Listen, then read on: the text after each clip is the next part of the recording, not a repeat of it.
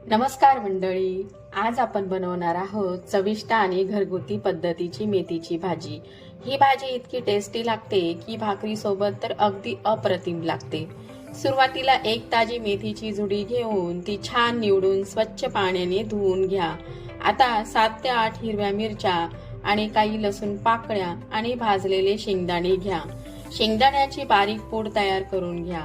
मिरच्या बारीक चिरून घ्या आणि लसूण सुद्धा छान ठेचून घ्या, त्यामुळे भाजीला जबरदस्त चव येते। आता कढईमध्ये 2 चमचे तेल गरम करा, त्यामध्ये जिरे मोहरी घालून छान फोडणी देऊन घ्या। मग त्यात ठेचलेला लसूण घाला आणि बारीक चिरलेली हिरवी मिरची घालून घ्या आणि छान परतून घ्या। फोडणी जितकी मस्त बसेल तितकी भाजी चविष्ट लागणार आहे। आता त्यामध्ये निवडलेली मेथी आहे ती घाला आणि छान परतून घ्या।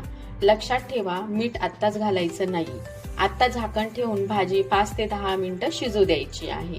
मेथीला आपोआप पाणी सुटतं आणि ती छान मऊ होते। 5 ते 10 मिनिटांनी झाकण उघडून बघा। भाजी अर्धवट शिजली की त्यामध्ये चवीनुसार मीठ आणि शेंगदाण्याचा कूट घालून घ्यायचा आणि सगळं छान मिक्स करायचं आहे। तुम्हाला भाजी थोडी पातळ हवी असेल तर त्यामध्ये तुम्ही थोडंसं पाणी घालू शकता। पाणी घातल्यानंतर आता पुन्हा 2 मिनिटे उकळी येऊ द्यायची आहे आणि तयार आहे आपली गरमागरम झणझणीत मेथीची भाजी।